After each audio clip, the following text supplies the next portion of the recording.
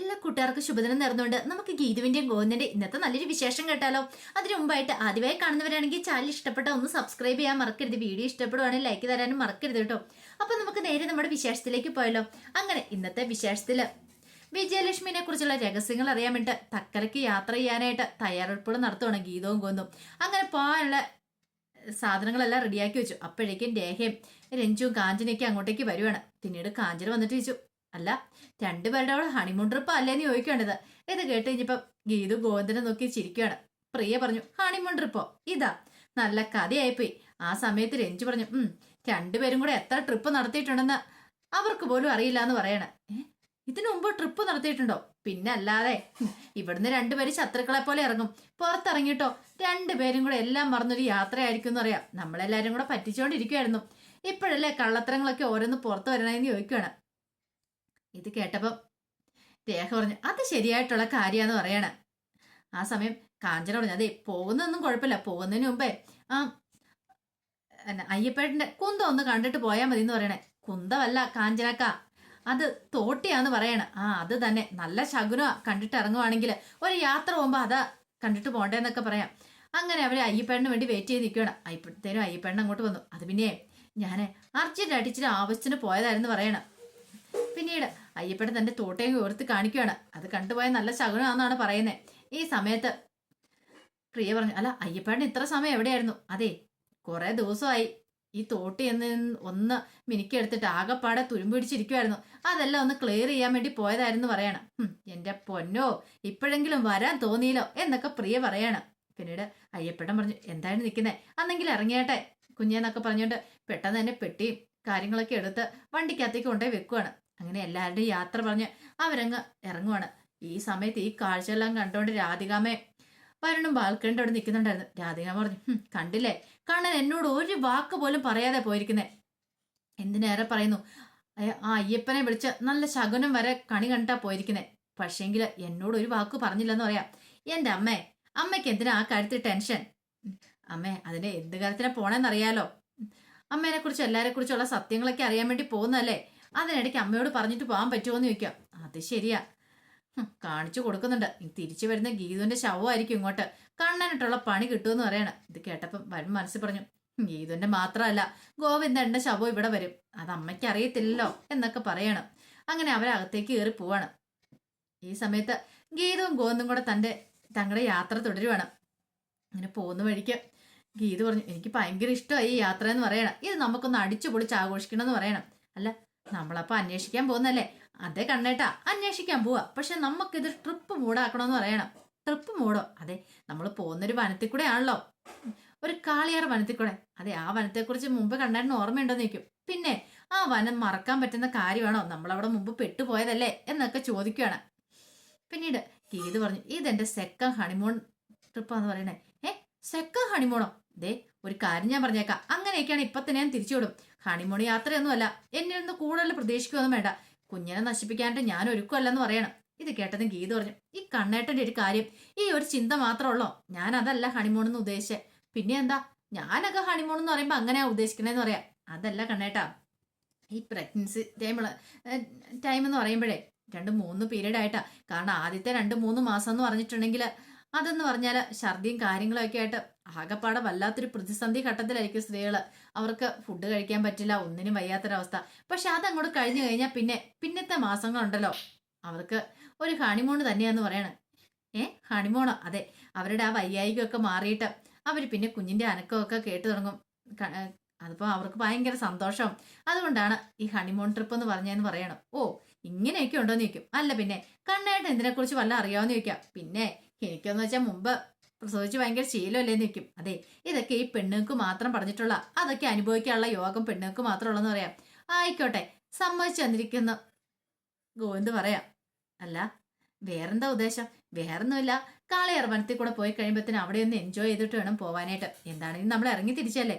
ഗോവിന്ദ് പറഞ്ഞു, അത് ശരിയാ, നമ്മുടെ കുഞ്ഞ് ആദ്യമായിട്ടായിരിക്കും ഒരു വനത്തിൽ കൂടെയൊക്കെ പോകാൻ പോകുന്നത് അല്ലേന്ന് ചോദിക്കാം.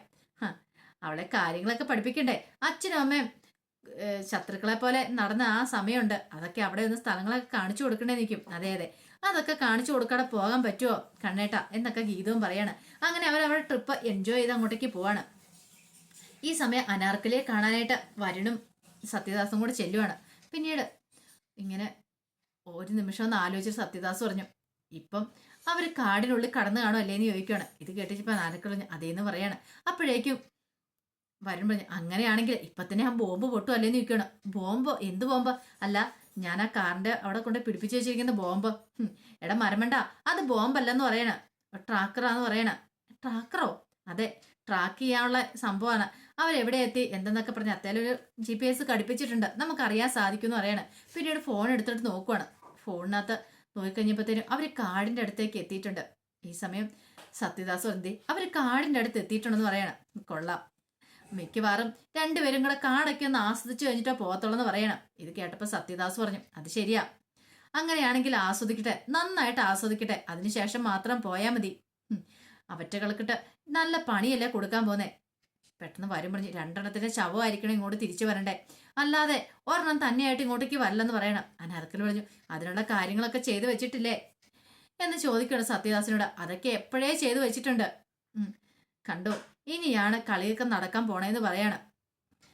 ഈ സമയത്ത് ഗീതവും കോന്നും ഭയങ്കര സന്തോഷത്തിലാ. അവരെങ്ങനെ ആനന്ദത്തിൽ ആറാടി അങ്ങോട്ടേക്ക് പോവാണ്. അങ്ങനെ കാടിന്റെ അവിടെ എത്തി. ഈ സമയം കോന്ത് ഗീതനോട് പറഞ്ഞു, അല്ല നമുക്ക് ഇവിടെ നിന്ന് ഇറങ്ങണ്ടേന്ന് ചോദിക്കാം. അതെ, നമുക്കിന്ന് ഇവിടെ ഇറങ്ങാന്ന് പറയാം. ഇവിടെ ഇറങ്ങിയ രസമില്ല, ഇച്ചിരിയോടെ ഉൾക്കാട്ടിലേക്ക് പോകാന്ന് പറയണം. വണ്ടി എത്തുന്നോടം വരെ പോട്ടെ, അത് വേണോ കണ്ണേട്ടാന്ന് ചോദിക്കാം. പിന്നെ വേണ്ടേ, നമുക്കിവിടെ നിന്ന് ആസ്വദിക്കണ്ടേന്ന് ചോദിക്കും. അങ്ങനെ അവരങ്ങോട്ടേക്ക് പോവാണ്. കുറച്ച് ദൂരം കൂടി അങ്ങോട്ട് പോയി അവിടെ ചെന്നിട്ട് കാർ നിർത്തുവാണ്. പിന്നീട് ഗീത പറഞ്ഞ് ഗീതനോട് ഇറങ്ങിക്കഴിപ്പോൾ ഭയങ്കര ഒരു സന്തോഷമൊക്കെ തോന്നി. കിളികളുടെ ശബ്ദവും കാര്യങ്ങളൊക്കെ ഫുൾ സൈലന്റ്. പിന്നീട് ഗീത ഇറങ്ങിയിട്ട് ഇങ്ങനെ ചെവി വട്ടം പിടിച്ച് നിൽക്കുവാണ്. പെട്ടെന്ന് കോന്നു കണ്ടിച്ചു, നീ ഇത് എന്തെടുക്കുവാന്ന് ചോദിക്കൂടെ. മിണ്ടരുതെന്ന് പറയണേ. എന്താ? അല്ല, ഞാനിങ്ങനെ മനസ്സിൽ കാണുമായിരുന്നു. എന്ത്? അല്ല, മുമ്പ് നമ്മൾ വന്നു കഴിഞ്ഞപ്പോൾ നമ്മളിവിടെ അടിച്ചു പൊളിച്ചത് എന്ത് രസമായിരുന്നു, 2-3 ദിവസം അല്ലേന്ന് ചോദിക്കണം. അത് ശരിയാ, അതൊക്കെ എൻ്റെ മനസ്സിലേക്ക് ഇപ്പോൾ വരുവാന്ന് പറയണം. ഗീത പറഞ്ഞു, ശരിക്കും പറഞ്ഞാല് ഇപ്പോഴങ്ങനെ ഒരു യാത്ര എൻജോയ് ചെയ്യാനായിട്ട് തോന്നുവാന്ന് പറയണം. ഇന്ന് നമ്മുടെ കയ്യിൽ ഫുഡും കാര്യങ്ങളൊക്കെ ഉണ്ട്, അന്ന് നമ്മുടെ അവസ്ഥ എന്തായിരുന്നു ആലോചിച്ചോന്ന് ചോദിക്കണം. അതൊക്കെ ആലോചിക്കേണ്ട കാര്യമുണ്ടോ? അത്ര സമയം നമ്മൾ നന്നായിട്ട് എൻജോയ് ചെയ്യുമല്ലായിരുന്നു എന്ന് ചോദിക്കണം. ആ സമയത്ത് കണ്ണേട്ടനോട് എന്നോട് ഇഷ്ടമൊന്നും ഇല്ലായിരുന്നല്ലേന്ന് ചോദിക്കാം. ഇത് കേട്ടോ ഗോവെന്ന് പറഞ്ഞു, ആര് പറഞ്ഞു ഇഷ്ടമില്ലായിരുന്നു? ശരിക്കും ഇഷ്ടമുണ്ടായിരുന്നു, പിന്നല്ലാതെ എനിക്ക് നിന്നെ അല്ലാതെ പിന്നെ ഞാൻ ആരെയാ വേറെ ഇഷ്ടപ്പെടുന്നതെന്ന് ചോദിക്കാം. ഈ നെഞ്ചിനകത്തേക്ക് നോക്കിയിട്ടുണ്ടെങ്കിൽ ആ നെഞ്ചിൻ നിറയെ നിന്നോടുള്ള പ്രണയമായിരുന്നു പറയാ. ഓഹോ, അപ്പൊ ഇപ്പൊ പ്രണയമില്ലെന്നാണോ? ഇപ്പോഴും നോക്ക്, അപ്പൊ കാണാൻ പ്രണയം ഉണ്ടോ ഇല്ലയോന്ന്. ഈ സമയം ഗീത പറഞ്ഞു, അതെ, ഞാൻ കണ്ണേട്ടൻ പാടിയൊരു പാട്ടില്ലേ, അതൊക്കെ ഇപ്പോഴെന്റെ മനസ്സിലെന്ന് പറയണം. ഇത് കേട്ടപ്പം കോവിന്ദ് പറഞ്ഞു, അത് ശരിയാ, ആ സമയത്ത് അന്ന് നല്ലൊരു റൊമാൻറ്റിക് മൂഡിലൊക്കെ ആയിരുന്നു പറയണം. അങ്ങനെ അവരതിനെക്കുറിച്ചൊക്കെ സംസാരിക്കുകയാണ്. പിന്നീട് ഗോവിന്ദ് പറഞ്ഞു, ബാ നമുക്ക് പോവാം, പോയി പൊതിച്ചോറൊക്കെ ഉണ്ട്, ഞങ്ങൾ സന്തോഷത്തോടുകൂടി നമുക്ക് ഇവിടുന്ന് മടങ്ങിയാൽ മതി എന്ന് പറയണം. ഇങ്ങനെ ഒരു ദിവസങ്ങൾ ഇനിയിപ്പോൾ അടുത്തിടെയൊന്നും കിട്ടാനും പോകുന്നില്ലെന്ന് പറയണം. ആ സമയം സത്യദാസും അനാർക്കലിയൊക്കെ അവരുടെ ഇതൊക്കെ വീക്ഷിച്ചുകൊണ്ടിരിക്കുകയാണ്. കാരണം അവരെവിടെ എത്തി, അപ്പൊ കാടിനുള്ളിൽ തന്നെയാണെന്നുള്ള കാര്യം മനസ്സിലായി. അങ്ങനെയാണെങ്കിൽ അവരെ കാടിനുള്ളിൽ തന്നെ ഇറങ്ങിയിട്ടുണ്ടായിരിക്കും എന്ന് പറയണം. പെട്ടെന്ന് തന്നെ സത്യദാസിന് ഫോൺ ചെയ്യുകയാണ്. ഫോൺ ചെയ്തിട്ട് പറഞ്ഞു, അതെ, അവര് കാളയാറ് കാടിനുള്ളിൽ കയറിയിട്ടുണ്ട്, അവിടെ വെച്ച് തന്നെ അവരുടെ കാര്യം അങ്ങ് തീർത്തേക്കണം എന്ന് പറയണം.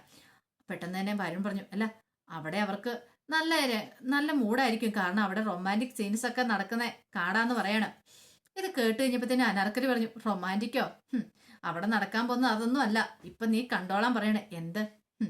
മിക്കവാറും അവര് തീരുന്ന അവിടെ വെച്ചായിരിക്കും എന്ന് പറയണം. അങ്ങനെ കോള് കട്ട് ചെയ്തിട്ട് സത്യദാസ് പറഞ്ഞു, ഇന്നത്തോട് കൂടിയിട്ട് അവരുടെ കാര്യത്തിനൊരു തീരുമാനമായി.